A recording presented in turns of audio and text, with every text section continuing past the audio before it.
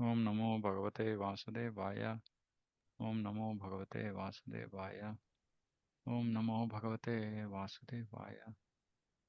ಓಂ ಜ್ಞಾನತಿಮಿರಾಂಧಸ್ಯ ಜ್ಞಾನಾಂಜನಶಲಾಕಾಯ ಚಕ್ಷುರುನ್ಮಿಲಿತಂ ಯೇನ ತಸ್ಮೈ ಶ್ರೀಗುರವೇ ನಮಃ. ನಮೋ ವಿಷ್ಣುಪಾದಾಯ ಕೃಷ್ಣಪ್ರೇಷ್ಠಾಯ ಭೂತಲೆ ಶ್ರೀಮತೆ ಭಕ್ತಿವೇದಾಂತ ಸ್ವಾಮಿನಿತಿ ನಾಮಿನಿ. ನಮಸ್ತೆ ಸಾರಸ್ವತಿ ದೇವಿ ಗೌರವಾಣಿ ಪ್ರಚಾರಿಣಿ ನಿರ್ವಿಶೇಷ ಶೂನ್ಯವಾದಿ ಪಾಶ್ಚಾತ್ಯ ದೇಶತಾರಿಣಿ. ಜಯ ಶ್ರೀ ಕೃಷ್ಣ ಚೈತನ್ಯ ಪ್ರಭು ನಿತ್ಯಾನಂದ ಶ್ರೀ ಅದ್ವೈತ ಗದಾಧರ ಶ್ರೀವಾಸಾದಿ ಗೌರವ ಭಕ್ತವೃಂದ. ಹರೇ ಕೃಷ್ಣ ಕೃಷ್ಣ ಕೃಷ್ಣ ಹರೇ ಹರೇ. ಹರೇ ರಾಮ ರಾಮ ರಾಮ ಹರೇ ಹರೇ. ಜಯ ಜಯ ಶ್ರೀ ಚೈತನ್ಯ ಜಯ ನಿತ್ಯಾನಂದ. ಜಯ ದ್ವೈತ ಚಂದ್ರ ಜಯ ಗೌರ ಭಕ್ತ ವೃಂದ. ಜಯ ಜಯ ಶ್ರೀ ಚೈತನ್ಯ ಜಯ ನಿತ್ಯಾನಂದ. ಜಯ ದ್ವೈತ ಚಂದ್ರ ಜಯ ಗೌರ ಭಕ್ತ ವೃಂದ. ಜಯ ಜಯ ಶ್ರೀ ಚೈತನ್ಯ ಜಯ ನಿತ್ಯಾನಂದ. ಜಯ ದ್ವೈತ ಚಂದ್ರ ಜಯ ಗೌರ ಭಕ್ತ ವೃಂದ.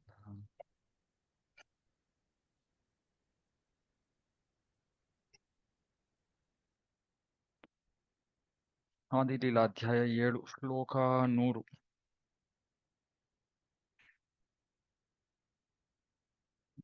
ಹಿಂದಿನ ಶ್ಲೋಕದಲ್ಲಿ ಶ್ರೀ ಚೈತನ್ಯ ಮಹಾಪ್ರಭುಗಳ ನುಡಿಗಳನ್ನು ಕೇಳಿ ಮಾಯಾವಾದಿ ಸನ್ಯಾಸಿಗಳೆಲ್ಲರ ಮನ ಕರಗಿತು. ಅವರ ಮನಸ್ಸು ಪರಿವರ್ತನೆಯಾಯಿತು. ಅವರು ಮಧುರವಾದ ಮಾತುಗಳಲ್ಲಿ ಹೀಗೆ ಹೇಳಿದರು. ಮನಸ್ಸು ಪರಿವರ್ತನೆ ಆಗೋದು ಪ್ರಚಾರಕರ ಪರಿಶುದ್ಧತೆಯ ಮೇಲೆ ಆಧಾರಿತವಾಗಿದೆ.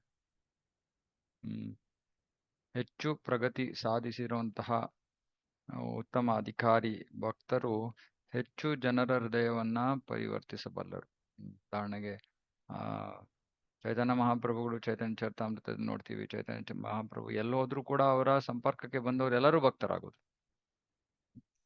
ಮತ್ತೆ ಪ್ರಭುಪಾದರ ಒಂದು ಉದಾಹರಣೆಯಲ್ಲೂ ಅಷ್ಟೇ ಬಹಳಷ್ಟು ಜನರು ಭಕ್ತರಾದರು.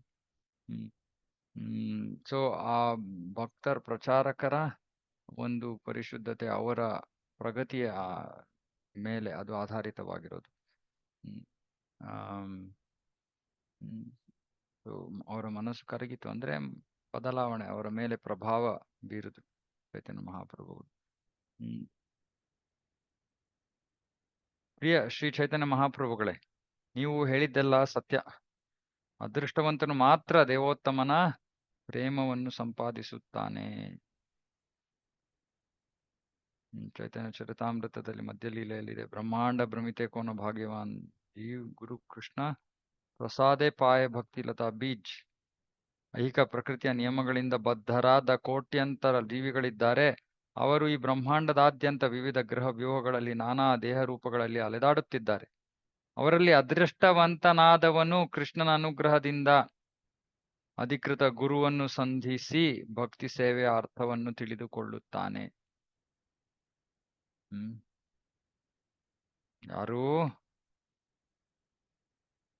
ಅದೃಷ್ಟವಂತ? ಗುರುಗಳನ್ನು ಸಂಧಿಸಿ ಭಕ್ತಿ ಸೇವೆಯ ಅರ್ಥವನ್ನು ತಿಳಿದುಕೊಳ್ಳುತ್ತಾನೆ.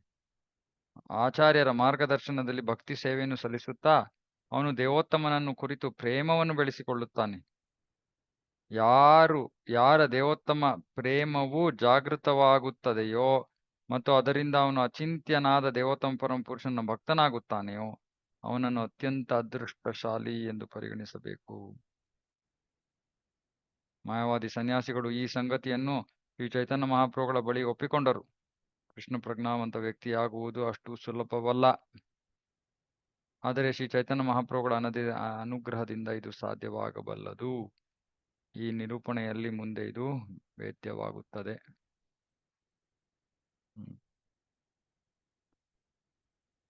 ಮುಂದಿನ ಶ್ಲೋಕ. ಪ್ರಿಯ ಸ್ವಾಮಿ, ನೀವು ಪ್ರಭು ಕೃಷ್ಣನ ಮಹಾಭಕ್ತರಾಗಿರುವುದಕ್ಕೆ ಯಾವ ಅಭ್ಯಂತರವೂ ಇಲ್ಲ. ಪ್ರತಿಯೊಬ್ಬರಿಗೂ ಇದರಿಂದ ತೃಪ್ತಿಯಾಗಿದೆ. ಆದರೆ ನೀವು ವೇದಾಂತ ಸೂತ್ರವನ್ನು ಕುರಿತ ಚರ್ಚೆಯಲ್ಲಿ ಭಾಗವಹಿಸದೆ ಏಕೆ ತಪ್ಪಿಸಿಕೊಳ್ಳುತ್ತೀರಿ? ಅದರಲ್ಲಿ ಏನು ದೋಷವಿದೆ? ಇವಾಗ ಇವರೆಲ್ಲ ಮನಸ್ಸಿನಲ್ಲಿ ಪ್ರಶ್ನೆ. ಇಷ್ಟು ಸಮಯ ತನಕ ಅವರು ಚೈತನ್ಯ ಮಹಾಪ್ರಭುಗಳನ್ನ ನಿಂದಿಸಿದ್ರು. ಬುದ್ಧಿ ಇಲ್ಲ, ಭಾವುಕ ಅಂತ. ಆದ್ರೆ ಈಗ ಚೈತನ್ಯ ಮಹಾಪ್ರಭುಗಳು ತಮ್ಮ ಪ್ರಭೆಯನ್ನು ಪ್ರಕಟಪಡಿಸಿದ್ರು. ಅದನ್ನು ನೋಡಿ ಅವರ ಮಾತುಗಳನ್ನು ಕೇಳಿ ಅವರ ಹೃದಯ ಪರಿವರ್ತನೆ ಆಗಿದೆ. ಮಾಯಾವಾದಿಗಳ ಹೃದಯ ಪರಿವರ್ತನೆ ಆಗಿದೆ. ಹಾಗಾಗಿ ಇವಾಗ ಅವ್ರು ಹೇಳ್ತಾ ಇದಾರೆ, ಇಲ್ಲ ನೀವು ಭಕ್ತರು ಆಯ್ತು, ಅದು ನಮ್ಗೆ ಸಂತೋಷನೇ. ಆದ್ರೆ ನೀವು ಯಾಕೆ ಈ ಒಂದು ವೇದಾಂತ ಸೂತ್ರದ ಆ ಚರ್ಚೆಯಲ್ಲಿ ಯಾಕೆ ನೀವು ಭಾಗವಹಿಸ್ತಾ ಇಲ್ಲ? ಯಾಕೆ ನೀವು ಬರೀ ಕೀರ್ತನೆ ಮಾಡ್ಕೊಂಡು ಇದ್ದೀರಾ? ನಮ್ಮ ಸಂಘವನ್ನ ಯಾಕೆ ಮಾಡ್ತಾ ಇಲ್ಲ ನೀವು ಅನ್ನೋ ಪ್ರಶ್ನೆ. ಮಾಯಾವಾದಿ ಸನ್ಯಾಸಿಗಳು ಈ ರೀತಿಯಲ್ಲಿ ಮಾತನಾಡುವುದನ್ನು ಕೇಳಿದ ಮೇಲೆ ಚೈತನ್ಯ ಮಹಾಪ್ರಭುಗಳು ನಸುನಕ್ಕು ಹೀಗೆಂದರು, ನನ್ನ ಪ್ರಿಯ ಸ್ವಾಮಿಗಳೇ, ನೀವು ತಪ್ಪು ತಿಳಿಯದಿದ್ದರೆ ವೇದಾಂತ ತತ್ವಶಾಸ್ತ್ರವನ್ನು ಕುರಿತು ನಾನು ನಿಮಗೆ ಒಂದಿಷ್ಟು ಹೇಳಬಲ್ಲೆ. ಹೇಳಬಲ್ಲೆ ಅಂತ ಹೇಳಲ್ಲ ಅನ್ಸುತ್ತೆ.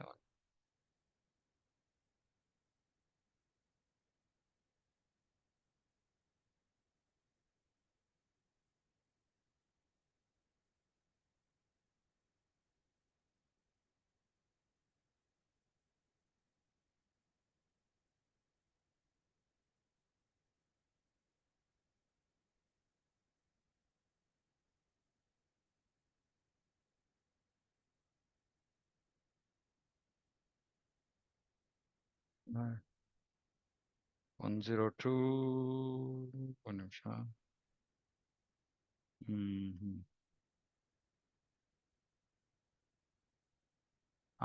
I can say something. Okay, ನಾನ್ಯಾರು ಹೇಳ್ಬಲ್ಲೆ.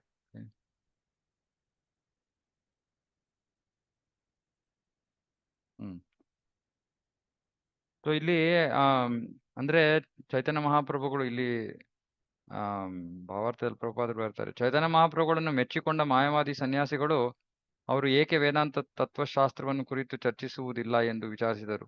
ಆದರೆ ವಾಸ್ತವಿಕವಾಗಿ ವೈಷ್ಣವ ಕಾರ್ಯ ಚಟುವಟಿಕೆಗಳ ಸಮಸ್ತ ವಿಧಾನವು ವೇದಾಂತ ತತ್ವಶಾಸ್ತ್ರವನ್ನೇ ಅವಲಂಬಿಸಿದೆ. ವೈಷ್ಣವರು ವೇದಾಂತವನ್ನು ನಿರ್ಲಕ್ಷಿಸಿಲ್ಲ, ಆದರೆ ಅವರು ವೇದಾಂತವನ್ನು ಶಾರೀರಿಕ ಭಾಷ್ಯ ಎಂಬ ವ್ಯಾಖ್ಯಾನವನ್ನು ಆಧರಿಸಿ ಅರ್ಥ ಮಾಡಿಕೊಳ್ಳಲು ಬಯಸುವುದಿಲ್ಲ. ಈ ಶಾರೀರಿಕ ಭಾಷ್ಯ ಶಂಕರಾಚಾರ್ಯರ ಒಂದು ಭಾಷ್ಯ. ಸೊ ಅದರ ಆಧಾರದ ಮೇಲೆ ಅರ್ಥ ಮಾಡ್ಕೊಳ್ಳಲ್ಲ ವೈಷ್ಣವರು. ಆದರೆ ನಿಜವಾಗಿಯೂ ವೈಷ್ಣವರ ಚಟುವಟಿಕೆಗಳು ಈ ವೇದಾಂತ ಸೂತ್ರದ ಮೇಲೆ ಆಧಾರಿತವಾಗಿರೋದು. ಅಂದ್ರೆ ತತ್ವವನ್ನ ಬಿಟ್ಟು ಭಕ್ತಿಯನ್ನ ಮಾಡ್ತಾ ಇಲ್ಲ ವೈಷ್ಣವರು. ಆದ್ರೆ ಅವರಿಗೆ ಅನ್ಸಿದ್ದ ಹಾಗೆ, ಮಾಯಾವಾದಿಗಳಿಗೆ ಅನ್ಸಿದ್ದ ಹಾಗೆ. ಇದನ್ನು ಕೇಳಿ ಮಾಯಾವಾದಿ ಸನ್ಯಾಸಿಗಳು ಒಂದಿಷ್ಟು ವಿನೀತರಾಗಿ ಚೈತನ್ಯ ಮಹಾಪ್ರಭುಗಳನ್ನು ನಾರಾಯಣ ಎಂದು ಸಂಬೋಧಿಸಿದರು. ಅವರು ನಾರಾಯಣನೇ ಆಗಿದ್ದಾರೆ ಎಂದು ಅವರೆಲ್ಲ ಒಪ್ಪಿದರು. ಸಾಮಾನ್ಯವಾಗಿ ಮಾಯಾವಾದಿ ಸನ್ಯಾಸಿಗಳು ಪರಸ್ಪರ ಒಬ್ಬರನ್ನ ಇನ್ನೊಬ್ರು ಓಂ ನಮೋ ನಾರಾಯಣ ಅಂತಾರೆ. ಆದ್ರೆ ಇಲ್ಲಿ ನಿಜವಾಗಿಯೂ ಅವರಿಗೆ ಚೈತನ್ಯ ಮಹಾಪ್ರಭುಗಳು ನಿಜವಾಗಿಯೂ ನಾರಾಯಣ ಅಂತ ಅನ್ನಿಸ್ತು. ಯಾಕಂದ್ರೆ ಅವರು ಅವರ ಒಂದು ಮುಖದಲ್ಲಿ ಇದ್ದಿದ್ದ ತೇಜಸ್ಸು, ಅವರ ಮಾತುಗಳು, ಇವೆಲ್ಲವನ್ನ ಕೇಳಿ ಅವರಿಗೆ ಅನ್ನಿಸ್ತು, ಇಲ್ಲ ಇವರು ನಿಜವಾಗ್ಲೂ ನಾರಾಯಣ. ನಾವು ಬೇರೆಯವ್ರನ್ನ ಸುಮ್ಮನೆ ಓಂ ನಮೋ ನಾರಾಯಣ ಅಂತ ಸಂಬೋಧಿಸ್ತೀವಿ. ಅಂದ್ರೆ ಭವಿಷ್ಯದಲ್ಲಿ ನಾವು ನಾರಾಯಣರಾಗೋಗ್ತೀವಿ, ಅಂದ್ರೆ ನಮ್ಮ ಭ್ರಮೆ ಹೋದ್ಮೇಲೆ ನಾವೆಲ್ಲರೂ ಭಗವಂತ. ಇದು ಮಾಯವಾದ ತತ್ವ. ಹಾಗಾಗಿ ಎಲ್ಲರನ್ನು ಓಂ ನಮೋ ನಾರಾಯಣ ಅಂತ ಸಂಬೋಧಿಸೋದು. ಆದ್ರೆ ಇಲ್ಲಿ ಚೈತನ್ಯ ಮಹಾಪ್ರಭುಗಳನ್ನ ನೋಡಿ ಅವರಿಗೆ ನಿಖರವಾಗಿ ಅನಿಸ್ತು, ಇಲ್ಲ ಇವರು ನಾರಾಯಣನೇ ಇರ್ಬೇಕು. ಅವರು ನುಡಿದರು, ಪ್ರಿಯರಾದ ಚೈತನ್ಯ ಮಹಾಪ್ರಭುಗಳೇ, ನಿಮಗೆ ಸತ್ಯವನ್ನು ಹೇಳಬೇಕೆಂದರೆ ನಿಮ್ಮ ನುಡಿಗಳನ್ನು ಕೇಳಿ ನಾವು ಅತ್ಯಂತ ಸಂತೃಪ್ತರಾಗಿದ್ದೇವೆ. ಅದಕ್ಕೂ ಮಿಗಿಲಾಗಿ ನಿಮ್ಮ ದೇಹ ಲಕ್ಷಣಗಳು ಎಷ್ಟು ಹಿತಕರವಾಗಿವೆ ಎಂದರೆ ನಿಮ್ಮನ್ನು ನೋಡಿ ನಮಗೆ ಅಸಾಧಾರಣವಾದ ಸಂತೃಪ್ತಿ ಉಂಟಾಗಿದೆ.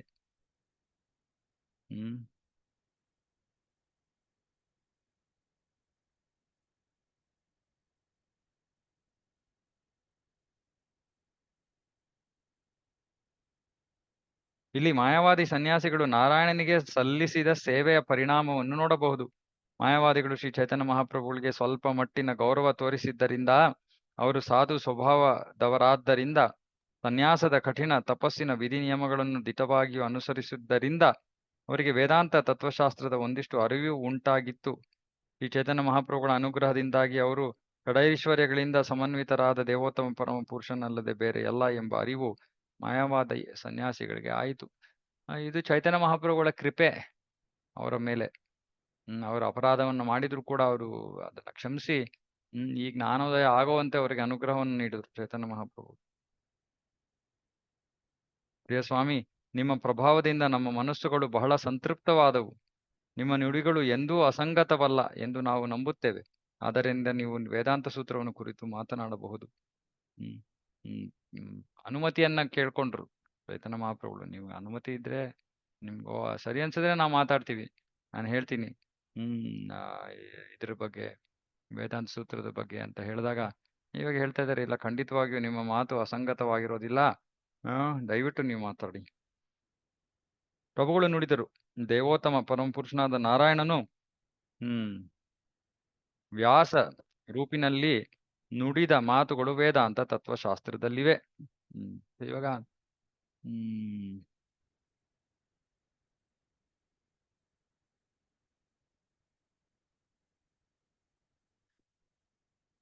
ವೇದಾಂತ ತತ್ವ ಅಂದ್ರೆ ನಾರಾಯಣ ವ್ಯಾಸದೇವರಾಗಿ ಹೇಳಿದ ಮಾತುಗಳು.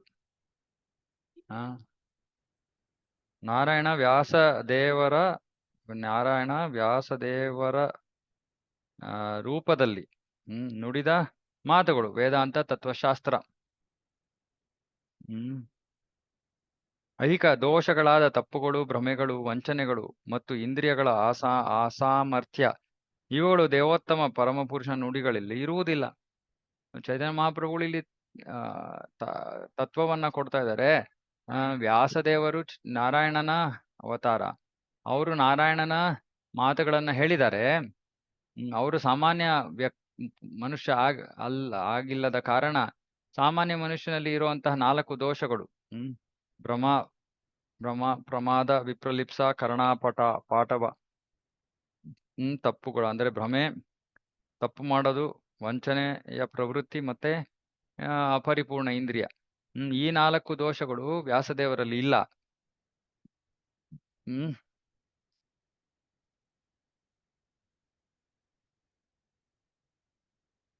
ಪರಮ ಸತ್ಯವನ್ನು ಉಪನಿಷತ್ತುಗಳಲ್ಲಿ ಮತ್ತು ಬ್ರಹ್ಮಸೂತ್ರದಲ್ಲಿ ವರ್ಣಿಸಲಾಗಿದೆ. ಆದರೆ ವ್ಯಕ್ತಿಯು ಶ್ಲೋಕಗಳನ್ನು ಅವು ಇರುವಂತೆಯೇ ಅರ್ಥ ಮಾಡಿಕೊಳ್ಳಬೇಕು. ಅದು ಅರಿವಿನ ಪರಮ ಶ್ರೇಷ್ಠತೆ.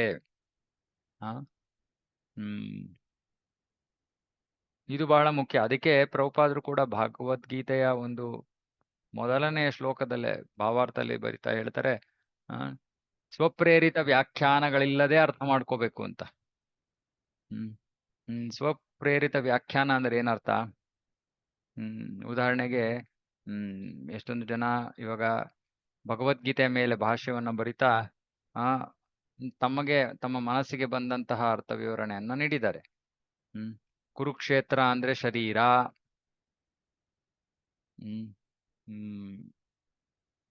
ಪಾಂಡವರು ಅಂದ್ರೆ ಪಂಚೇಂದ್ರಿಯಗಳು.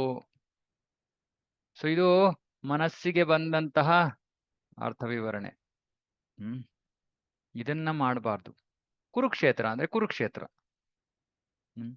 ಪ್ರಭುಪಾದರು ಅದಕ್ಕೆ ಅದ್ರ ಬಗ್ಗೆ ಬರೀತಾರೆ, ಯಾವಾಗ ಒಂದು ವಿಷಯ ಬಹಳ ಸ್ಪಷ್ಟವಾಗಿದೆಯೋ ಅದಕ್ಕೆ ವ್ಯಾಖ್ಯಾನ ಕೊಡೋ ಅವಶ್ಯಕತೆ ಇಲ್ಲ. ಮತ್ತೆ ಸ್ಪಷ್ಟ ಅಂದ್ರೇನು? ಈ ನಿಘಂಟು ಡಿಕ್ಷನರಿನಲ್ಲಿರೋ ಅರ್ಥ. ಇವಾಗ ನೀವು ಡಿಕ್ಷನರಿ ತೆಗೆದ್ಬಿಟ್ಟು ಕುರುಕ್ಷೇತ್ರ ಅಂತ ನೋಡಿದ್ರೆ ಹೇಳುತ್ತಾರೆ ಅದು ಒಂದು ತೀರ್ಥಕ್ಷೇತ್ರ ಅಂತ ಅರ್ಥ ಬರುತ್ತೆ ಅಲ್ಲಿ. ಅಲ್ಲಿ ಕುರುಕ್ಷೇತ್ರ ಅಂದ್ರೆ ದೇಹ ಅಂತ ಬರೋದಿಲ್ಲ. ನಿಘಂಟುವಿನ ಆಚೆ ಕೊಡುವಂತಹ ಅರ್ಥಗಳನ್ನ ಸ್ವಪ್ರೇರಿತ ವ್ಯಾಖ್ಯಾನ ಅಂತ ಹೇಳ್ತಾರೆ.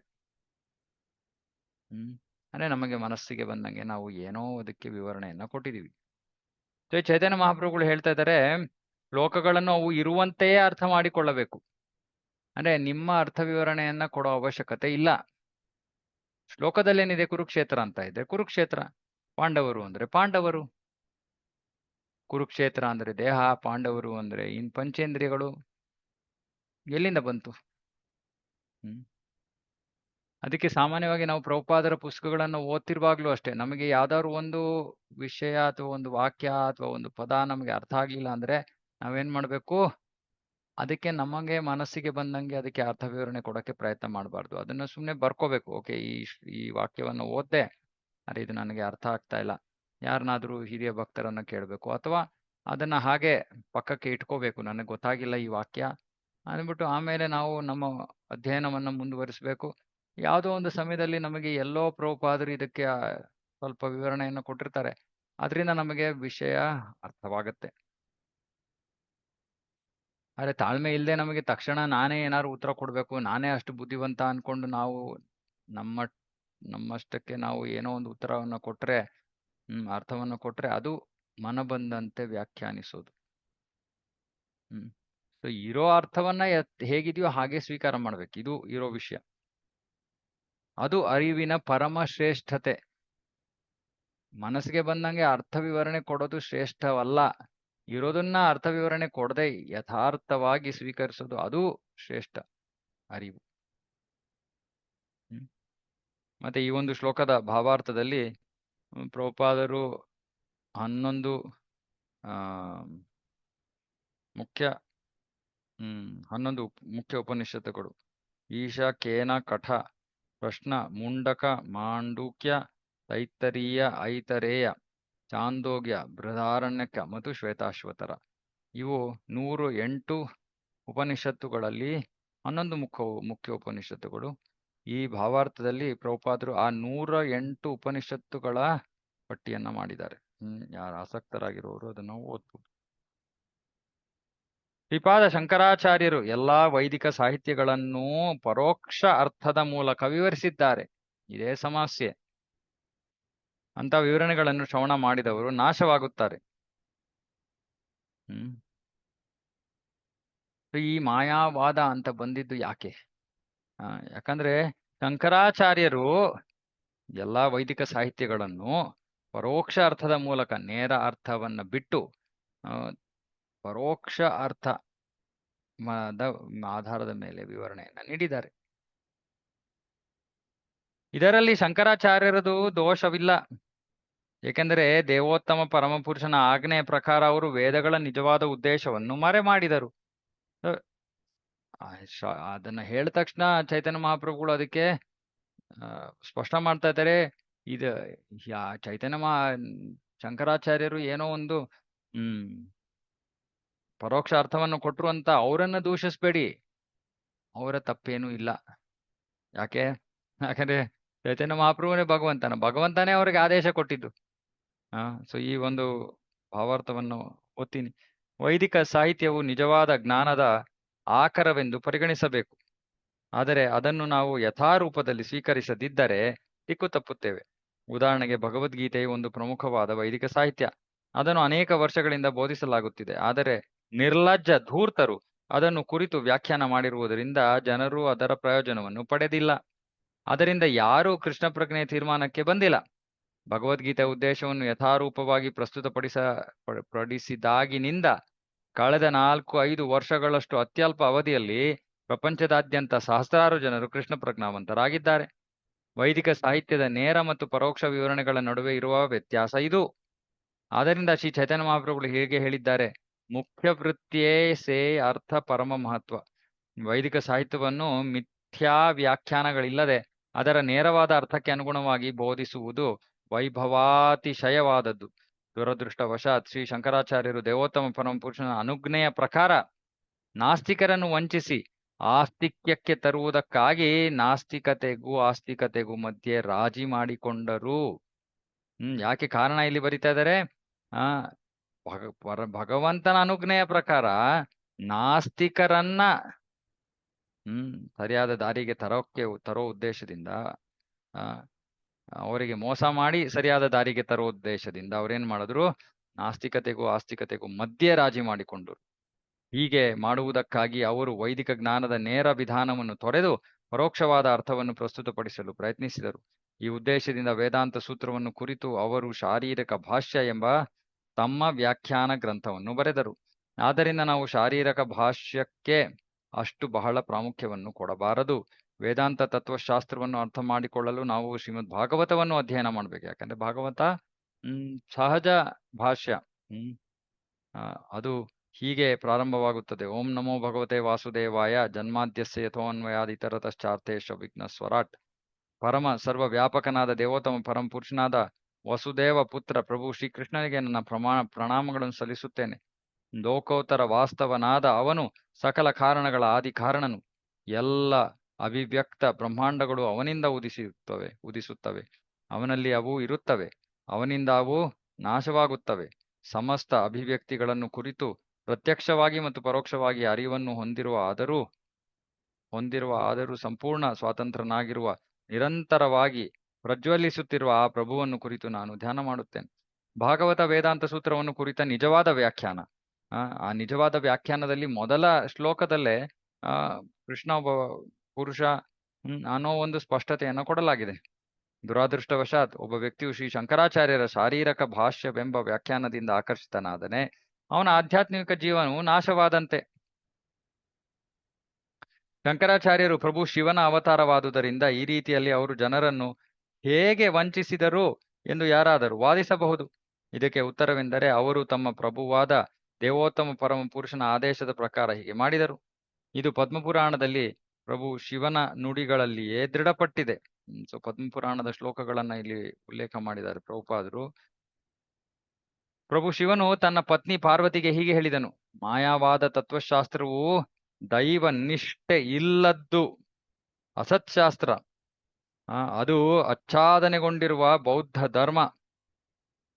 ಮಾಯವಾದ ಶಾಸ್ತ್ರ ಅಸತ್ಶಾಸ್ತ್ರ, ಅದು ಆಚ್ಛಾದನೆ ಅಂದ್ರೆ ಮುಸುಕಾಗಿರುವಂತಹ ಬೌದ್ಧ ಧರ್ಮ.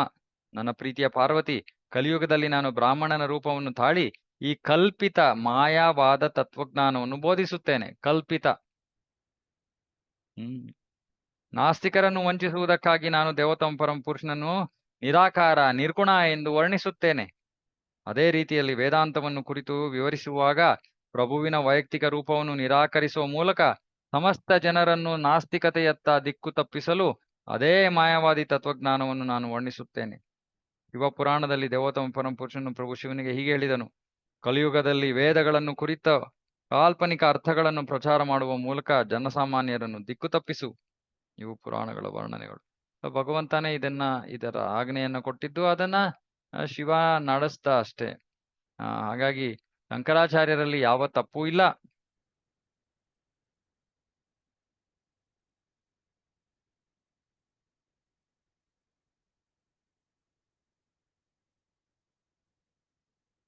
ಇನ್ನೊಂದು ಶ್ಲೋಕಗಳ ಉಲ್ಲೇಖ ಇಲ್ಲಿ: ನನ್ನ ಪ್ರಿಯ ಸತಿಯೇ, ಮತ್ತೆ ಶಿವ ಪದ್ಮಪುರಾಣದಲ್ಲಿ ಮಾಯವಾದ ತತ್ವಜ್ಞಾನದ ಮೂಲಕ ಹೇಗೆ ನಾನು ಅಜ್ಞಾನವನ್ನು ಪ್ರಸಾರ ಮಾಡಿದೆ ಎನ್ನುವುದಕ್ಕೆ ನನ್ನ ವಿವರಣೆಗಳನ್ನು ಕೇಳು.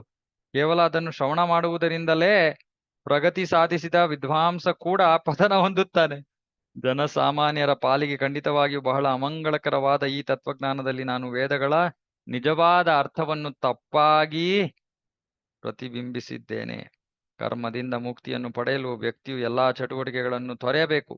ಈ ಮಾಯಾವಾದಿ ತತ್ವಜ್ಞಾನದಲ್ಲಿ ಜೀವಾತ್ಮ ಮತ್ತು ಪರಮಾತ್ಮರನ್ನು ಒಬ್ಬರೇ ಎಂದು ನಾನು ವರ್ಣಿಸಿದ್ದೇನೆ. ಶ್ರೀ ಚೈತನ್ಯ ಮಹಾಪ್ರಭುಗಳು ಮತ್ತು ಅವರ ಅನುಯಾಯಿಗಳು ಮಾಯವಾದ ತತ್ವಜ್ಞಾನವನ್ನು ಹೇಗೆ ಖಂಡಿಸಿದ್ದಾರೆ ಎಂದು ಶ್ರೀ ಚೈತನ್ಯ ಚರಿತಾಮೃತದಲ್ಲಿ ಅಂತ್ಯಲೀಲಾ 2ನೇ ಅಧ್ಯಾಯ 94ರಿಂದ 99ರವರೆಗಿನ ಶ್ಲೋಕಗಳಲ್ಲಿ ವರ್ಣಿಸಲಾಗಿದೆ. ಸೊ ಶಿವನೇ ಹೇಳ್ತಾ ಇದ್ದಾನೆ, ನಾನೇ ಇದನ್ನ ತಪ್ಪನ್ನ ಕಲ್ಸಿರೋದು. ಯಾಕಂದ್ರೆ ನನ್ನ ಸ್ವಾಮಿಯ ಆಜ್ಞೆ.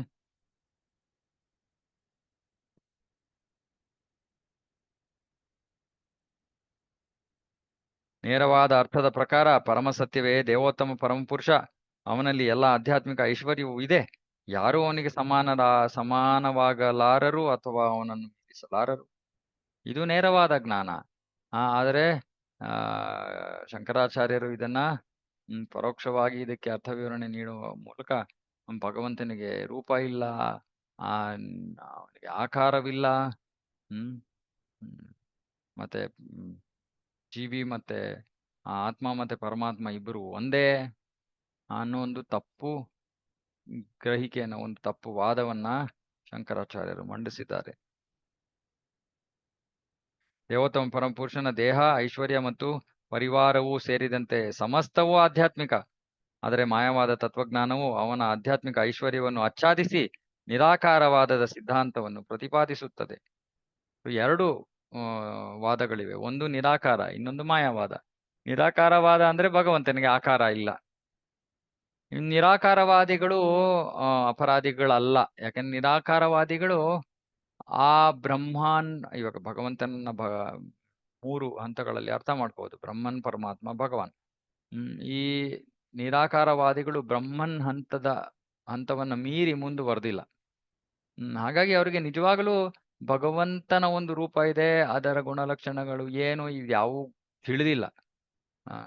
ಹಾಗಾಗಿ ಅಜ್ಞಾನದಿಂದಾಗಿ ಅವರು ಆ ಕೆಳಮಟ್ಟದಲ್ಲೇ ಉಳ್ಕೊಂಡಿದ್ದಾರೆ.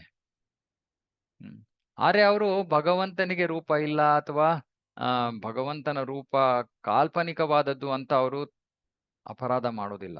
ಯಾರು? ನಿರಾಕಾರವಾದಿಗಳು. ಅಂದ್ರೆ ಅವರು ಸುಮ್ನೆ ಅಲ್ಲಿಗೆ ಕಚ್ಕೊಂಡಿದ್ದಾರೆ. ಅವರಿಗೆ ಹೆಚ್ಚಿನ ಜ್ಞಾನ ಸಿಕ್ಕ ತಕ್ಷಣ, ಇವಾಗ ಉದಾಹರಣೆಗೆ ಕುಮಾರರು, 4 ಕುಮಾರರು ಇತ್ಯಾದಿ ಅವರೆಲ್ಲ ಅವರು ಆ ಜ್ಞಾನದ ಹಂತದಲ್ಲಿ ಇದ್ರು. ಆಮೇಲೆ ಭಕ್ತರ ಸಂಪರ್ಕಕ್ಕೆ ಬಂದ ತಕ್ಷಣ ಅವರು ಪ್ರಗತಿಯನ್ನು ಸಾಧಿಸಿ ಭಗವಂತನ ಭಗವಾನ್ ರೂಪವನ್ನ ಅರ್ಥ ಮಾಡ್ಕೊಂಡು ಭಗವಂತನ ಭಕ್ತರಾಗುವುದು. ಅರೆ ಮಾಯಾವಾದಿಗಳು ಅಂದ್ರೆ ಶಂಕರಾಚಾರ್ಯರ ಅನುಯಾಯಿಗಳು. ಶಂಕರಾಚಾರ್ಯರ ಈ ದಾರಿ ತಪ್ಪಿಸಿರಂತಹ ಆ ವ್ಯಾಖ್ಯಾನವನ್ನ, ಶಾರೀರಿಕ ಭಾಷ್ಯವನ್ನು ಓದಿ ಅವರು ಅಪರಾಧಿಗಳಾಗೋದ್ರು. ಭಗವಂತನ ರೂಪ ಮಾಯೆಯಿಂದ ಆಗಿರುವಂಥದ್ದು. ನಮ್ಮ ತರ ಭಗವಂತನು ಕೂಡ ಒಂದು ತಾತ್ಕಾಲಿಕ ರೂಪವನ್ನು ಹೊಂದಿದ್ದಾನೆ ಅಂತ ಹೇಳಿ ಅವರು ಮಹಾ ಅಪರಾಧವನ್ನ ಮಾಡಿಬಿಟ್ಟಿದ್ದಾರೆ. ಪ್ರಭುಪಾದರು ಬಹಳ ಕೋಪದಿಂದ ಭಾಷ್ಯವನ್ನು ಬರೀತಾರೆ ಇದಕ್ಕೆ. ಬರೀತಾರೆ, ದೇವರಿಗೆ ಕಾಲಿಲ್ಲ, ಕೈ ಇಲ್ಲ, ಕಣ್ಣಿಲ್ಲ, ಮೂಗಿಲ್ಲ, ಶರೀರ ಇಲ್ಲ ಅಂದ್ರೆ ಇದು ಅಸುರರಿಗಿಂತ, ನಾಸ್ತಿಕರಿಗಿಂತ ಕೇಡು. ನಾಸ್ತಿಕರು ದೇವರೇ ಇಲ್ಲ ಅಂತಾರೆ, ಆದ್ರೆ ದೇವರಿಗೆ, ಭಗವಂತನಿಗೆ ರೂಪ ಇಲ್ಲ, ಅವನಿಗೆ ಕೈ ಇಲ್ಲ, ಕಾಲಿಲ್ಲ ಅನ್ನೋದು ಅದಕ್ಕಿಂತ ಹದಗೆಟ್ಟೋದು ಅಂತ ಬಹಳ ಕೋಪವನ್ನು ವ್ಯಕ್ತಪಡಿಸ್ತಾರೆ. ಯಾಕಂದ್ರೆ ಯಾವ ಭಕ್ತರು ಕೂಡ ಭಗವಂತನಿಗೆ ಶರೀರ ಇಲ್ಲ, ಅಷ್ಟು ಮಧುರಾಧಿಪತೆಯರ ಅಖಿಲಂ ಮಧುರಂ ಅಂತಹ ಸೌಂದರ್ಯ ಉಳ್ಳ ಸುಂದರ ಮಧುರ ಅಸ್ತಿತ್ವವನ್ನು ಹೊಂದಿರೋ ಭಗವಂತನ ಸಚ್ಚಿದಾನಂದ ವಿಗ್ರಹ ಅವನಿಗೆ ರೂಪ ಇಲ್ಲ ಅಂತ ಹೇಳಿದ್ರೆ, ಅಥವಾ ಅವನಿಗೆ ಕೈ ಇಲ್ಲ, ಕಾಲಿಲ್ಲ ಅಂದ್ರೆ ಹೇಗೆ ಸ್ವೀಕಾರ ಮಾಡಕ್ಕಾಗತ್ತೆ? ಆದ್ರೆ ಅದು ಶಂಕರಾಚಾರ್ಯರು ಭಗವಂತನ ಆದೇಶದ ಮೇರೆಗೆ ಮಾಡಿದ್ದು ಅನ್ನೋದನ್ನ ನಾವು ಯಾವಾಗ್ಲೂ ನೆನ್ಪಿಟ್ಕೋಬೇಕು. ಆದ್ರೆ ಅವರಿಗೆ ಅದು ಗೊತ್ತಿತ್ತು. ಅವರು ಆದ ಮೇಲೆ ಅವರ ನಂತರದ ಅವರ ಶಂಕರ ಸಂಪ್ರದಾಯದಲ್ಲಿ ಬಂದಿರೋರು ದಾರಿ ತಪ್ಪಿಟ್ರು. ಶಂಕರಾಚಾರ್ಯರ ಉದ್ದೇಶವನ್ನ ಅರ್ಥ ಮಾಡ್ಕೊಳ್ದೆ, ಪದ್ಮಪುರಾಣ ಈ ಪುರಾಣಗಳ ಒಂದು ಹೇಳಿಕೆಗಳನ್ನ ಕಡೆಗಣಿಸಿ ಅಥವಾ ಅದಕ್ಕೆ ಅಷ್ಟೊಂದು ಪ್ರಾಮುಖ್ಯತೆ ಕೊಡದೆ ಅವ್ರೇನ್ ಮಾಡಿದ್ರು? ಮಹಾ ಅಪರಾಧಿಗಳಾಗೋದು. ಹಾಗಾಗಿ ಶಂಕರಾಚಾರ್ಯರ ಆದ್ಮೇಲೆ ಅವರ ಗುರು ಶಿಷ್ಯ ಪರಂಪರೆಯಲ್ಲಿ ಇದ್ದ ಎಲ್ಲರೂ ಕೂಡ ಮಹಾ ಅಪರಾಧಿಗಳಾಗೋದು.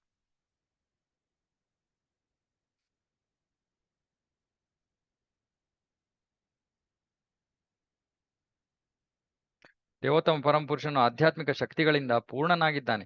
ಆದ್ದರಿಂದ ಅವನ ದೇಹ, ನಾಮ, ಕೀರ್ತಿ ಮತ್ತು ಪರಿವಾರವೆಲ್ಲ ಆಧ್ಯಾತ್ಮಿಕವಾಗಿದೆ. ಇವೆಲ್ಲವೂ ಸತ್ವಗುಣದ ರೂಪಾಂತರಗಳೆಂದು ಮಾಯಾವಾದಿ ತತ್ವಜ್ಞಾನಿಯು ಅಜ್ಞಾನದ ಕಾರಣದಿಂದ ಹೇಳುತ್ತಾನೆ. ಸೊ ಅವ್ರು ಹೇಳ್ತಾರೆ ಸತ್ವಗುಣದಿಂದ ಆಗಿರೋದು. ಅದಕ್ಕೆ ಈ ಪಂಚೋಪಾಸನ ಅಂತ ಮಾಡ್ತಾರೆ ಇವರು ಶಂಕರಾಚಾರ್ಯರ ಅನುಯಾಯಿಗಳು. ಏನಂದ್ರೆ ಎಲ್ಲರೂ ಒಂದೇ. ಶಿವನನ್ನಾದ್ರೂ ಆರಾಧಿಸಬಹುದು, ಸೂರ್ಯನಾರಾಯಣನಾದ್ರೂ ಆರಾಧಿಸಬಹುದು, ದುರ್ಗೆಯನ್ನಾದ್ರೂ ಆರಾಧಿಸಬಹುದು, ಗಣೇಶನನ್ನಾದ್ರೂ ಆರಾಧಿಸಬಹುದು, ಅಥವಾ ವಿಷ್ಣುವನ್ನಾದ್ರೂ ಆರಾಧಿಸಬಹುದು. ಯಾರನ್ನ ಬೇಕಾದ್ರೂ ಆರಾಧಿಸಬಹುದು. 5 ಎಲ್ಲ ಒಂದೇ.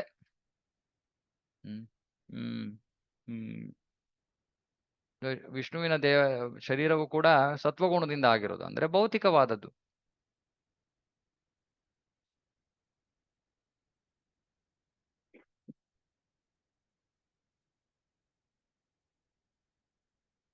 ಪ್ರಭು ಶಿವನ ಅವತಾರವಾದ ಶಂಕರಾಚಾರ್ಯರಲ್ಲಿ ದೋಷವಿಲ್ಲ, ಏಕೆಂದರೆ ಅವರು ಪ್ರಭುವಿನ ಆಜ್ಞೆಯನ್ನು ಪಾಲಿಸುವ ಸೇವಕರು.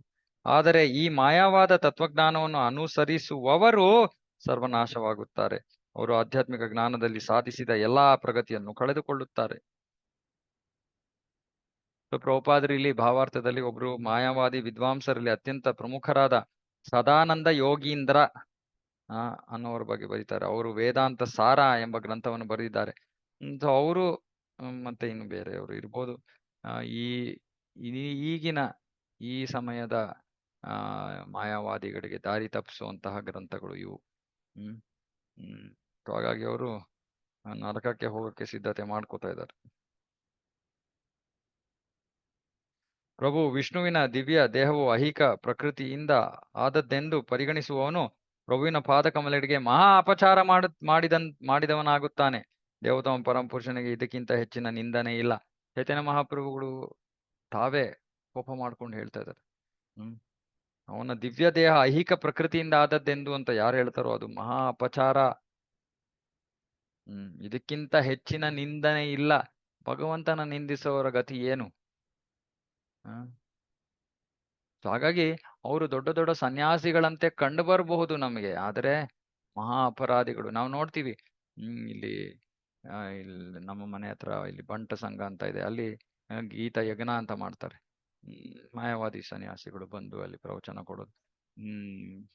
ಪೂರ್ತಿ ಆಡಿಟೋರಿಯಂ ಫುಲ್ ಆಗಿರತ್ತೆ. ಆದ್ರೆ ಪ್ರಭುಪಾದರ ಒಂದು ನೇರವಾದ ಪರಿಶುದ್ಧವಾದ ಪರಂಪರೆ ಪ್ರಕಾರ ಇರುವಂತಹ ಭಗವದ್ಗೀತೆ ಯಥಾರೂಪವನ್ನ ಅಧ್ಯಯನ ಮಾಡೋದಕ್ಕೆ ಬಹಳ ಕಡಿಮೆ ಜನ ಇರ್ತಾರೆ. ಇಷ್ಟು ಈ ರೀತಿ ಜನ ದಾರಿ ತಪ್ಪ ಹೋಗಕ್ಕೆ ಇಷ್ಟಪಡ್ತಾರೆ, ಭಗವಂತ ಅದಕ್ಕೆ ದಾರಿ ಮಾಡಿಕೊಡ್ತಾನಷ್ಟೆ.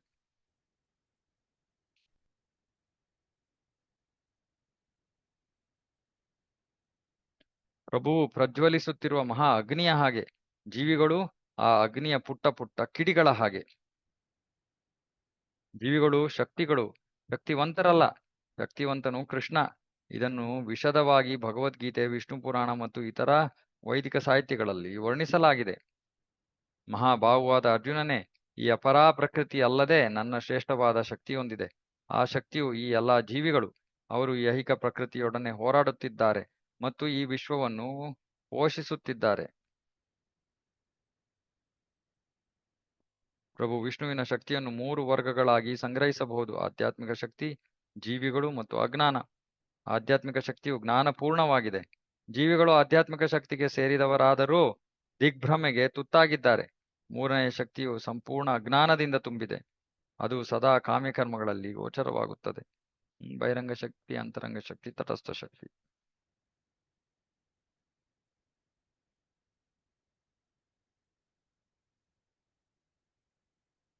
ಮಾಯವಾದ ತತ್ವಜ್ಞಾನವು ಎಷ್ಟು ಅಧಪ್ಪತನಗೊಂಡಿದೆ ಎಂದರೆ, ನಗಣ್ಯರಾದ ಜೀವಿಗಳನ್ನು ಪರಮಸತ್ಯನಾದ ಪ್ರಭುವಾಗುವಂತೆ ಕರೆದೊಯ್ಯುತ್ತಿದೆ. ಎಲ್ಲರೂ ನಾರಾಯಣ, ಎಲ್ಲರೂ ಭಗವಂತ, ಎಲ್ಲರೂ. ಯಾಕಂದ್ರೆ ಆತ್ಮ ಪರಮಾತ್ಮನ ಬಗ್ಗೆ ಯಾವ ವ್ಯತ್ಯಾಸ ಇಲ್ಲ ಅಂತ ಅವರು ವಾದ ಮಾಡಿರೋದ್ರಿಂದ ಸಾಮಾನ್ಯ ಜೀವಿಯು ಭಗವಂತ ಆಗೋದ. ಹೀಗೆ ಪರಮಸತ್ಯನ ಶ್ರೇಷ್ಠತೆ ಮತ್ತು ಮಹಿಮೆಯನ್ನು ಅದ್ವೈತವಾದದಿಂದ ಆಚ್ಛಾದಿಸುತ್ತದೆ. ಅದ್ವೈತ ದ್ವೈತ ಇಲ್ಲ, ಎರಡಿಲ್ಲ, ಒಂದೇ. ಆತ್ಮ ಪರಮಾತ್ಮ ಎರಡು ಬೇರೆ ಬೇರೆ ಅಲ್ಲ, ಎರಡು ಒಂದೇ. ಪ್ರತಿಯೊಂದು ಪ್ರಭುವಿನ ಶಕ್ತಿಯ ರೂಪಾಂತರ ಎಂದು ಶ್ರೀಲ ವೇದವ್ಯಾಸರು ತಮ್ಮ ವೇದಾಂತ ಸೂತ್ರದಲ್ಲಿ ವರ್ಣಿಸಿದ್ದಾರೆ. ಆದರೆ ವೇದವ್ಯಾಸರು ತಪ್ಪಾಗಿ ಭಾವಿಸಿದ್ದಾರೆ ಎಂದು ವ್ಯಾಖ್ಯಾನ ಮಾಡುವ ಮೂಲಕ ಶಂಕರಾಚಾರ್ಯರು ಜಗತ್ತನ್ನೇ ದಾರಿ ತಪ್ಪಿಸಿದ್ದಾರೆ. ಹೀಗೆ ಅವರು ಜಗತ್ತಿನಾದ್ಯಂತ ಆಸ್ತಿಕವಾದಕ್ಕೆ ಮಹಾ ವಿರೋಧವನ್ನು ಹೂಡಿದರು. ಸೊ ಅವ್ರು ಹೇಳ್ತಾರೆ ವೇದವ್ಯಾಸರೇ ತಪ್ಪು. ವೇದವ್ಯಾಸರು ಭಗವಂತನ ಅವತಾರ, ಸಾಹಿತ್ಯಿಕ ಅವತಾರ. ಆದರೆ ಶಂಕರಾಚಾರ್ಯರು ಹೇಳ್ತಾರೆ ಇಲ್ಲ, ವೇದವ್ಯಾಸರು ಭ್ರಮೆಯಲ್ಲಿದ್ದಾರೆ, ಅವರು ತಪ್ಪು ಹೇಳಿದ್ದಾರೆ. ಹಾಗಾಗಿ ಇಡೀ ಜಗತ್ತನ್ನೇ ದಾರಿ ತಪ್ಪಿಸಿದ್ದಾರೆ. ಹೀಗೆ ಅವರು ಜಗತ್ತಿನಾದ್ಯಂತ ಆಸ್ತಿಕವಾದಕ್ಕೆ ಮಹಾ ವಿರೋಧವನ್ನು ಹೂಡಿದರು. ನಾಸ್ತಿಕರಾಗುವುದು ಜನ. ಶಂಕರಾಚಾರ್ಯರ ಪ್ರಕಾರ ಪ್ರಭುವಿನ ಶಕ್ತಿಯ ರೂಪಾಂತರದ ಸಿದ್ಧಾಂತವನ್ನು ಅಂಗೀಕರಿಸುವ ಮೂಲಕ ಪರಮಸತ್ಯನು ರೂಪಾಂತರಗೊಂಡಿದ್ದಾನೆ ಎಂದು ವ್ಯಕ್ತಿಯು ಪರೋಕ್ಷವಾಗಿ ಅಂಗೀಕರಿಸಿ ಮಾಯೆಯನ್ನು ಸೃಷ್ಟಿಸುತ್ತಾನೆ. ಅವರು ಒಂದು ವಾದವನ್ನ ಮಂಡಿಸ್ತಾರೆ. ಏನು ಅಂದ್ರೆ ಒಂದು ವಸ್ತುವಿನಿಂದ ಇನ್ನೊಂದು ವಸ್ತು ಬರ್ತಾ ಇದೆ ಅಂದ್ರೆ ಆ ಮೂಲ ವಸ್ತು ಪರಿವರ್ತಿತವಾಗೋಯ್ತು ಅಂತ. ಇವಾಗ ಉದಾಹರಣೆ, ನೀರು ಚಳಿ ಇದ್ದಾಗ ಅಥವಾ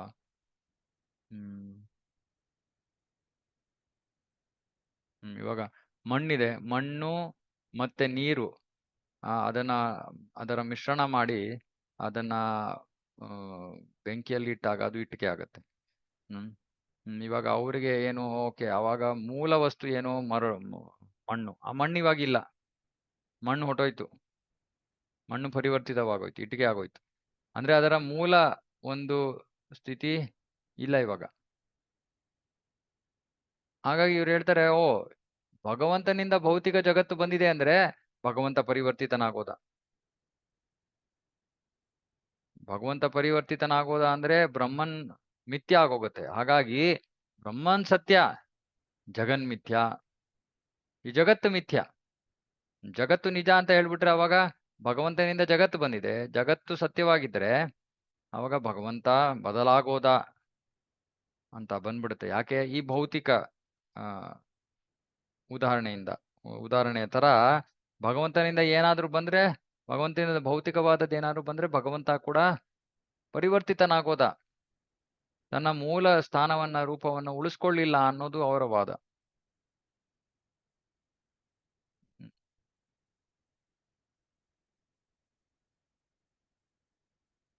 ಹಾಗಾಗಿ ಅವ್ರು ಹೇಳ್ತಾರೆ, ಪರಮಸತ್ಯ ರೂಪಾಂತರಗೊಂಡಿದ್ದಾನೆ ಎಂದು ವ್ಯಕ್ತಿಯು ಪರೋಕ್ಷವಾಗಿ ಅಂಗೀಕರಿಸಿ ಮಾಯೆಯನ್ನು ಸೃಷ್ಟಿಸುತ್ತಾನೆ.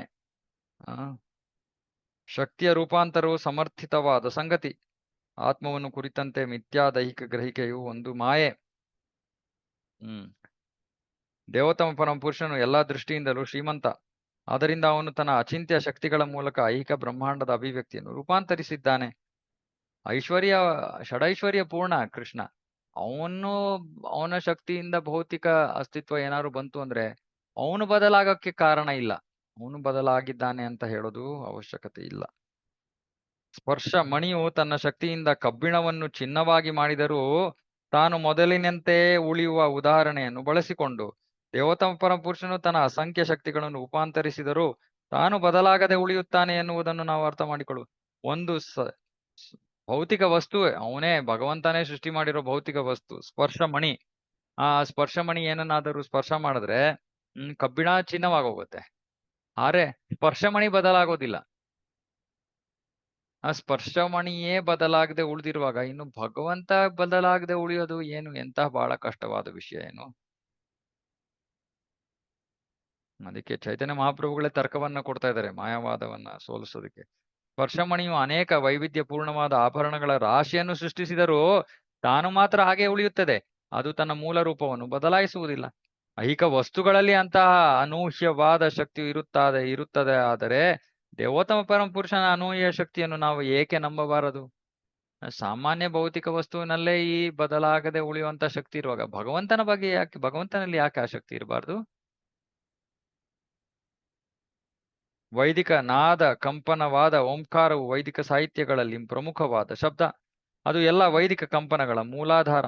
ಅದರಿಂದ ಓಂಕಾರವು ದೇವೋತ್ತಮ ಪರಮ ಪುರುಷನ ನಾದ ಸ್ವರೂಪ ಮತ್ತು ಬ್ರಹ್ಮಾಂಡದ ಅಭಿವ್ಯಕ್ತಿಯ ಭಂಡಾರ ಎಂದು ನಾವು ಅಂಗೀಕರಿಸಬೇಕು. ಇಲ್ಲಿ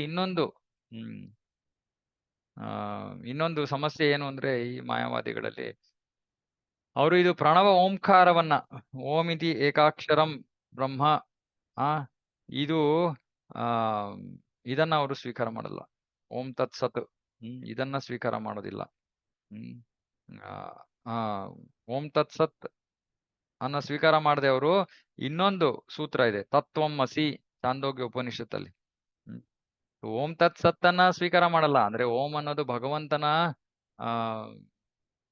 ಶಬ್ದ ನಿರೂಪಣೆ ಅನ್ನೋದನ್ನ ಸ್ವೀಕಾರ ಮಾಡದೆ ತತ್ವಮಸಿ ನೀನೇ ಅವನು ಅನ್ನೋ ಸೂತ್ರಕ್ಕೆ ಅವರು ಹೆಚ್ಚು ಪ್ರಾಮುಖ್ಯತೆಯನ್ನು ಕೊಡ್ತಾರೆ. ಇದಕ್ಕೆ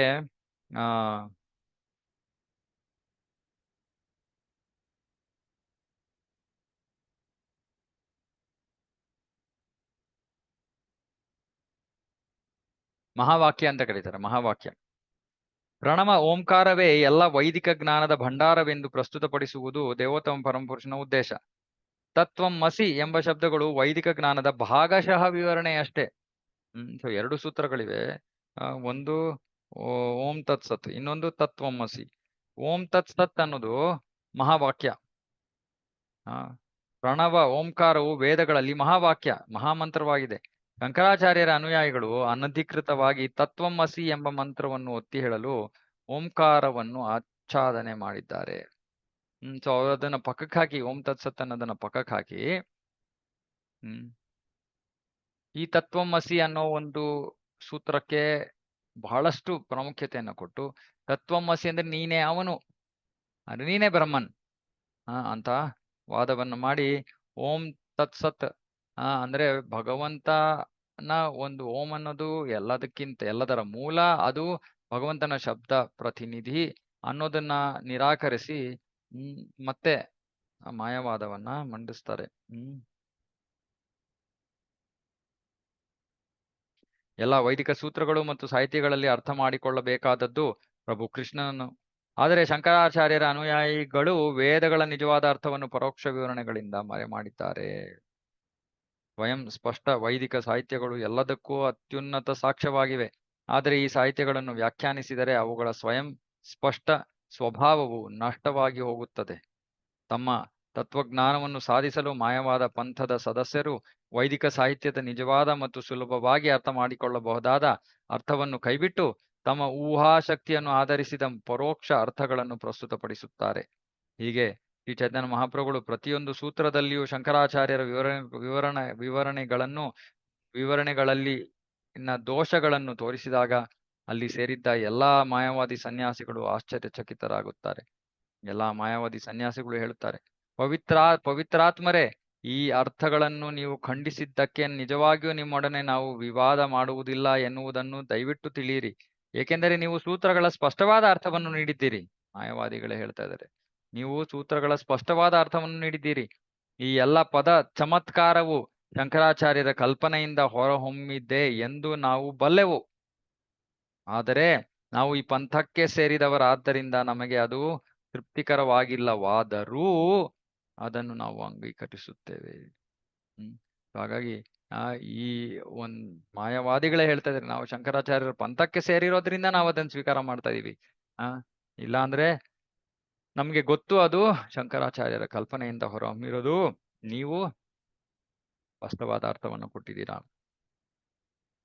ಮಾಯಾವಾದಿ ಸನ್ಯಾಸಿಗಳು ಮುಂದುವರಿಸಿದರು, ಸೂತ್ರಗಳನ್ನು ಅವುಗಳ ನೇರವಾದ ಅರ್ಥದಲ್ಲಿ ನೀವು ಎಷ್ಟು ಚೆನ್ನಾಗಿ ವರ್ಣಿಸುತ್ತೀರೋ ಈಗ ನೋಡೋಣ.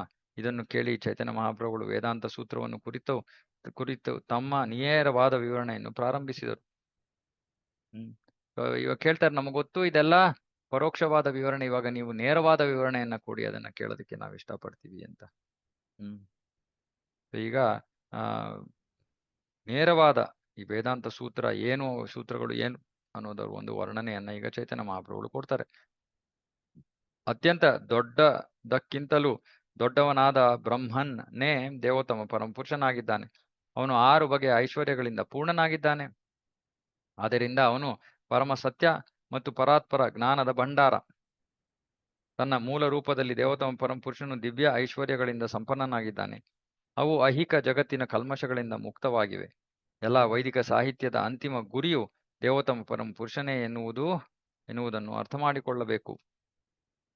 ಪರಮೋನ್ನತನನ್ನು ನಿರಾಕಾರ ಎಂದು ನಾವು ಕರೆದರೆ ಅವನ ಆಧ್ಯಾತ್ಮಿಕ ಶಕ್ತಿಗಳನ್ನು ನಾವು ನಿರಾಕರಿಸಿದಂತಾಗುತ್ತದೆ. ತಾರ್ಕಿಕವಾಗಿ ನೀವು ಅರ್ಧ ಸತ್ಯವನ್ನು ಅಂಗೀಕರಿಸಿದರೆ ಪೂರ್ಣವನ್ನು ಅರ್ಥ ಮಾಡಿಕೊಳ್ಳಲಾರಿರಿ. ಶ್ರವಣದಿಂದ ಮೊದಲು ಮಾಡಿ ಭಕ್ತಿ ಸೇವೆಯ ಮೂಲಕ ಮಾತ್ರ ನಾವು ದೇವೋತ್ತಮ ಪರಮಪುರುಷನನ್ನು ಸಮೀಪಿಸಬಹುದು. ಅವನನ್ನು ಸಮೀಪಿಸಲು ಇರುವುದು ಇದೊಂದೇ ಮಾರ್ಗ. ಗುರುಗಳ ಮಾರ್ಗದರ್ಶನದಲ್ಲಿ ಈ ನಿಯಂತ್ರಿತ ಭಕ್ತಿ ಸೇವೆಯ ಸಾಧನೆ ಮಾಡಿದರೆ ವ್ಯಕ್ತಿಯು ದೇವೋತ್ತಮನನ್ನು ಕುರಿತ ತನ್ನ ಸುಪ್ತ ಪ್ರೇಮವನ್ನು ಖಂಡಿತವಾಗಿಯೂ ಜಾಗೃತಿಗೊಳಿಸಿಕೊಳ್ಳುತ್ತಾನೆ. ಈ ಪ್ರಕ್ರಿಯೆಯನ್ನು ಅಭಿಧೇಯ ಎಂದು ಕರೆಯುತ್ತಾರೆ. ವ್ಯಕ್ತಿಯು ದೇವೋತ್ತಮನಲ್ಲಿ ಪ್ರೇಮವನ್ನು ಬೆಳೆಸಿಕೊಂಡು ಕೃಷ್ಣನ ಪಾದಕಮಲಗಳಲ್ಲಿ ಅನುರಕ್ತನಾದರೆ ಕ್ರಮೇಣ ಬೇರೆ ಎಲ್ಲದರಲ್ಲೂ ಇರುವ ಆಸಕ್ತಿಯನ್ನು ಕಳೆದುಕೊಳ್ಳುತ್ತಾನೆ. ದೇವೋತ್ತಮನಲ್ಲಿ ಪ್ರೇಮವನ್ನು ಬೆಳೆಸಿಕೊಂಡು ಕೃಷ್ಣನ ಪಾದಕಮಲಗಳಲ್ಲಿ ಅನುರಕ್ತನಾದರೆ ಕ್ರಮೇಣ ಬೇರೆ ಎಲ್ಲದರಲ್ಲೂ ಇರುವ ಆಸಕ್ತಿಯನ್ನು ಕಳೆದುಕೊಳ್ಳುತ್ತಾನೆ. ಅಂದರೆ ಭೌತಿಕ ಆಸಕ್ತಿಯನ್ನು ಕಳೆದುಕೊಳ್ಳುತ್ತಾನೆ. ದೇವೋತ್ತಮನನ್ನು ಕುರಿತ ಪ್ರೇಮವು ಎಷ್ಟು ಉನ್ನತವಾದುದೆಂದರೆ ಅದನ್ನು 5ನೇ ಪುರುಷಾರ್ಥವೆಂದು ಪರಿಗಣಿಸಲಾಗಿದೆ. ವ್ಯಕ್ತಿಯಲ್ಲಿ ಭಗವತ್ ಪ್ರೇಮವನ್ನು ಜಾಗೃತಗೊಳಿಸುವ ಮೂಲಕ ಅವನು ಪ್ರಸ್ತುತ ಜೀವಿತಾವಧಿಯಲ್ಲಿಯೇ ಮಧುರ ಪ್ರೇಮ ರಸವನ್ನು ಆಸ್ವಾದಿಸಿ ಅದರ ನೆಲೆಗೆ ಏರುತ್ತಾನೆ. ಚೈತನ್ಯ ಮಹಾಪ್ರಭುಗಳು ಹೇಳ್ತಾ ಇದ್ದಾರೆ, ಒಂದೇ ಜನ್ಮದಲ್ಲೇ ಆಗತ್ತೆ.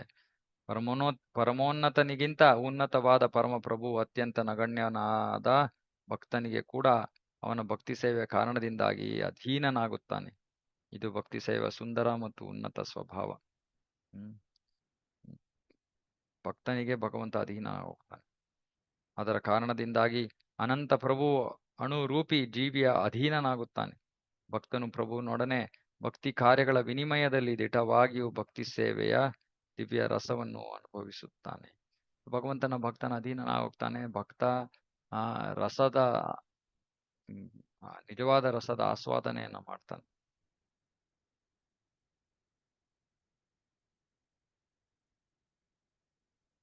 ವೇದಾಂತ ಸೂತ್ರದಲ್ಲಿ 4 ಅಧ್ಯಾಯಗಳಿವೆಯಂತೆ. ಮೊದಲ 2 ಅಧ್ಯಾಯಗಳು ಸಂಬಂಧ ಜ್ಞಾನ, ಅಂದ್ರೆ ಭಗವಂತನು ನಮಗೂ ಇರೋ ಸಂಬಂಧ ಏನು ಅಂತ. 3ನೇ ಅಧ್ಯಾಯ ಅಭಿಧೇಯ, ಭಗವಂತನನ್ನ ಪಡ್ಕೊಳ್ಳೋಕ್ಕೆ ಮಾರ್ಗ ಏನು ಅಂತ. ಮತ್ತೆ 4ನೆಯ ಅಧ್ಯಾಯ ಪ್ರಯೋಜನ, ಆ ಮಾರ್ಗವನ್ನು ಅನುಸರಿಸೋದ್ರಿಂದ ನಾವು ಏನನ್ನ ಪಡ್ಕೋತೀವಿ ಅನ್ನೋದು. ದೇವೋತ್ತಮ ಪರಮ ಪುರುಷನೊಡನೆ ವ್ಯಕ್ತಿಯ ಸಂಬಂಧ, ಆ ಸಂಬಂಧವನ್ನು ಕುರಿತಂತೆ ಕಾರ್ಯಚಟುವಟಿಕೆಗಳು ಮತ್ತು ಜೀವನದ ಅಂತಿಮ ಗುರಿ. ಈ 3 ವಿಷಯಗಳನ್ನು ವೇದಾಂತ ಸೂತ್ರದ ಪ್ರತಿಯೊಂದು ಸೂತ್ರದಲ್ಲಿಯೂ ವಿವರಿಸಲಾಗಿದೆ, ಏಕೆಂದರೆ ಅವು ಸಮಸ್ತ ವೇದಾಂತ ತತ್ವಜ್ಞಾನದ ತುದಿಯಾಗಿವೆ. ಇದೆ ಸಂಬಂಧ, ಅಭಿಧೇಯ, ಪ್ರಯೋಜನ. ಇದೇ ವೇದಾಂತ ಸೂತ್ರದಲ್ಲಿರೋದು. ಅದೇ ಇಡೀ ವೇದಗಳ ವಿಷಯ. ವೇದಾಂತ ವೇದದ ಅಂತ ಇದು. ಹಾಗಾಗಿ ವೇದಗಳಲ್ಲಿ ಏನಿದೆಯೋ ಅದನ್ನೇ ಸೂತ್ರ ರೂಪದಲ್ಲಿ ವೇದಾಂತ ಸೂತ್ರ ಪ್ರಸ್ತುತಪಡಿಸಿದೆ. ಹೀಗೆ ಸಂಬಂಧ, ಅಭಿಧೇಯ ಮತ್ತು ಪ್ರಯೋಜನಗಳನ್ನು ಆಧರಿಸಿದ ಚೈತನ್ಯ ಮಹಾಪ್ರಭುಗಳ ವಿವರಣೆಯನ್ನು ಕೇಳಿದ ಮೇಲೆ ಎಲ್ಲಾ ಮಾಯಾವಾದಿ ಸನ್ಯಾಸಿಗಳು ಬಹಳ ವಿನಯಪೂರ್ವಕವಾಗಿ ಹೀಗೆ ನುಡಿದರು: ಪ್ರಿಯ ಸ್ವಾಮಿ, ನೀವು ವೈದಿಕ ಜ್ಞಾನದ ಸಾಕಾರ ರೂಪ. ನೀವು ಪ್ರತ್ಯಕ್ಷ ನಾರಾಯಣನೇ ಆಗಿದ್ದೀರಿ. ನಿಮ್ಮನ್ನು ನಿಂದನೆ ಮಾಡಿ ಈ ಹಿಂದೆ ನಾವು ಎಸಗಿದ ಅಪರಾಧಗಳನ್ನು ದಯವಿಟ್ಟು ಕ್ಷಮಿಸಿ. ಪ್ರಭುಗಳಿಂದ ವೇದಾಂತ ಸೂತ್ರವನ್ನು ಕುರಿತ ವಿವರಣೆಯನ್ನು ಕೇಳಿದ ಕ್ಷಣದಿಂದ ಮಾಯಾವಾದಿ ಸನ್ಯಾಸಿಗಳ ಮನಸ್ಸು ಪರಿವರ್ತನೆ ಆಯಿತು. ಚೈತನ್ಯ ಮಹಾಪ್ರಭುಗಳ ಸೂಚನೆ ಪ್ರಕಾರ ಅವರೂ ಸದಾ ಕೃಷ್ಣ ಕೃಷ್ಣ ಎಂದು ಸಂಕೀರ್ತನೆ ಮಾಡಲಾರಂಭಿಸಿದರು. ಚೈತನ್ಯ ಮಹಾಪ್ರಭುಗಳು ಮಾಯಾವಾದಿ ಸನ್ಯಾಸಿಗಳ ಎಲ್ಲ ಅಪರಾಧಗಳನ್ನು ಕ್ಷಮಿಸಿದರು. ಅತ್ಯಂತ ಕರುಣೆಯಿಂದ ಅವರೆಲ್ಲರನ್ನೂ ಕೃಷ್ಣ ನಾಮದಿಂದ ಆಶೀರ್ವದಿಸಿದರು. ಇದಾದ ನಂತರ ಎಲ್ಲ ಸನ್ಯಾಸಿಗಳು ಪ್ರಭುಗಳನ್ನು ತಮ್ಮ ಮಧ್ಯೆ ಕರೆದುಕೊಂಡು ಹೋಗಿ ಒಟ್ಟಿಗೆ ಭೋಜನ ಮಾಡಿದರು. ಮಾಯಾವಾದಿ ಸನ್ಯಾಸಿಗಳ ಜೊತೆಯಲ್ಲಿ ಆಹಾರವನ್ನು ಸೇವಿಸಿದ ಮೇಲೆ ಗೌರ ಸುಂದರ ಎಂದು ಹೆಸರಾಗಿದ್ದ ಶ್ರೀ ಚೈತನ್ಯ ಮಹಾಪ್ರಭುಗಳು ತಮ್ಮ ಮನೆಗೆ ಹಿಂದಿರುಗಿದರು. ಹೀಗೆ ಪ್ರಭುಗಳು ತಮ್ಮ ಅದ್ಭುತ ಲೀಲೆಗಳನ್ನು ಪ್ರದರ್ಶಿಸುತ್ತಾರೆ. ಶ್ರೀ ಚೈತನ್ಯ ಮಹಾಪ್ರಭುಗಳ ವಾದಗಳನ್ನು ಕೇಳಿ ಮತ್ತು ಅವರ ವಿಜಯವನ್ನು ನೋಡಿ ಚಂದ್ರಶೇಖರ, ತಪನ ಮಿಶ್ರಾ ಮತ್ತು ಸನಾತನ ಗೋಸ್ವಾಮಿ ಅವರಿಗೆಲ್ಲ ಬಹಳ ಸಂತೋಷವಾಯಿತು. ಈ ಪ್ರಸಂಗದ ನಂತರ ವಾರಾಣಸಿಯ ಅನೇಕ ಮಾಯಾವಾದಿ ಸನ್ಯಾಸಿಗಳು ಪ್ರಭುಗಳನ್ನು ನೋಡಲು ಬಂದರು. ಇಡೀ ನಗರವೇ ಅವರನ್ನು ಕೊಂಡಾಡಿತು. ಈ ಚೈತನ್ಯ ಮಹಾಪ್ರಭುಗಳು ವಾರಾಣಸಿ ನಗರವನ್ನು ಸಂದರ್ಶಿಸಿದರು. ಅಲ್ಲಿನ ಜನರೆಲ್ಲ ಬಹಳ ಕೃತಜ್ಞರಾಗಿದ್ದರು. ಅವರ ಮನೆಯ ಮುಂಬಾಗಿಲ ಬಳಿ ಲಕ್ಷಾಂತರ ಜನರ ಸಮೂಹ ಸೇರಿತು. ಪ್ರಭುಗಳು ವಿಶ್ವೇಶ್ವರನ ದೇವಸ್ಥಾನಕ್ಕೆ ದರ್ಶನ ಮಾಡಲು ಹೋದಾಗ ಅವರನ್ನು ನೋಡಲು ಲಕ್ಷಾಂತರ ಜನರು ಅಲ್ಲಿ ನೆರೆದರು.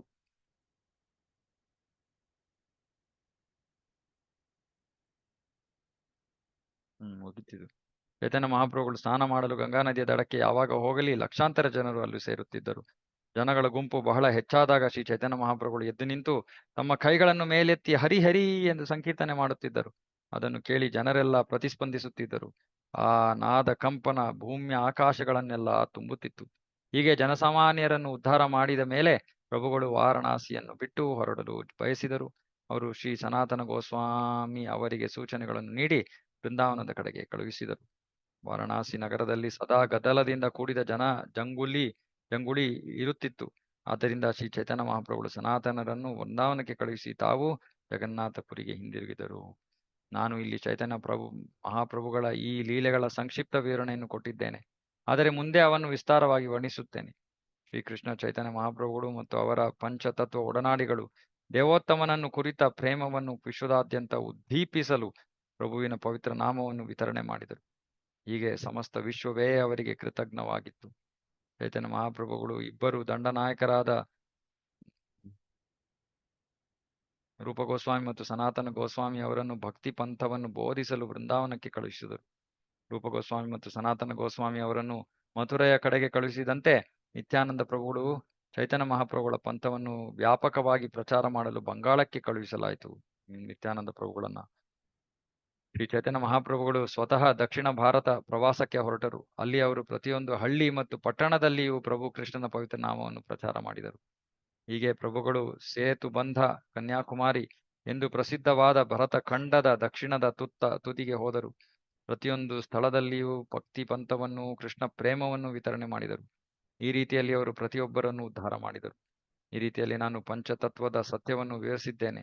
ಯಾರು ಈ ವಿವರಣೆಯನ್ನು ಶ್ರವಣ ಮಾಡುತ್ತಾರೋ ಅವರು ಶ್ರೀ ಚೈತನ್ಯ ಮಹಾಪ್ರಭುಗಳನ್ನು ಕುರಿತ ಜ್ಞಾನವನ್ನು ಸಮರ್ಥನೆ ಮಾಡಿಕೊಳ್ಳುತ್ತಾರೆ.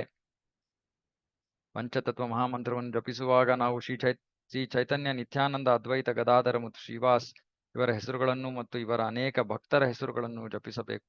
ಇದೇ ಸರಿಯಾದ ವಿಧಾನ. ಪಂಚತತ್ವರಿಗೆ ನಾನು ಮತ್ತೆ ಮತ್ತೆ ನಮಸ್ಕಾರ ಮಾಡುತ್ತೇನೆ. ಹೀಗೆ ಚೈತನ್ಯ ಮಹಾಪ್ರಭುಗಳ ಲೀಲೆಗಳನ್ನು ಕುರಿತು ಕೆಲವು ಸಂಗತಿಗಳನ್ನು ವರ್ಣಿಸಲು ನನಗೆ ಸಾಧ್ಯವಾಗುತ್ತದೆ ಎಂದು ಭಾವಿಸುತ್ತೇನೆ.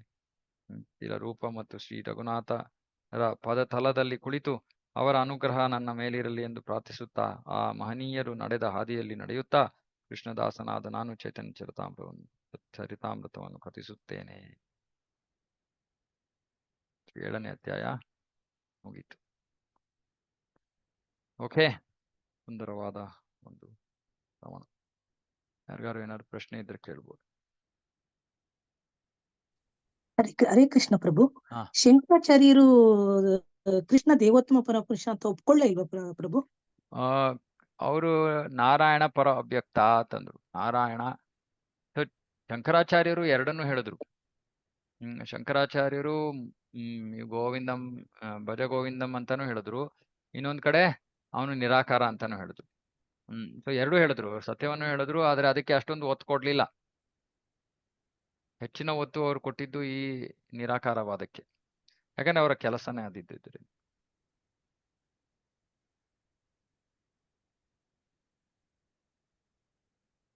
ಓಕೆ, ಏನಾದ್ರು?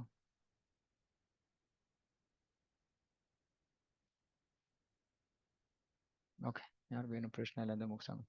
श्री चैतन्य चरितामृत की जय। जगत गुरु श्रील प्रभुपाद की जय। वांछा कल्पतरुभ्यश्च कृपा सिन्धुभ्यः च पतितानां पावनेभ्यो वैष्णवेभ्यो नमो नमः। वैष्णव की जय।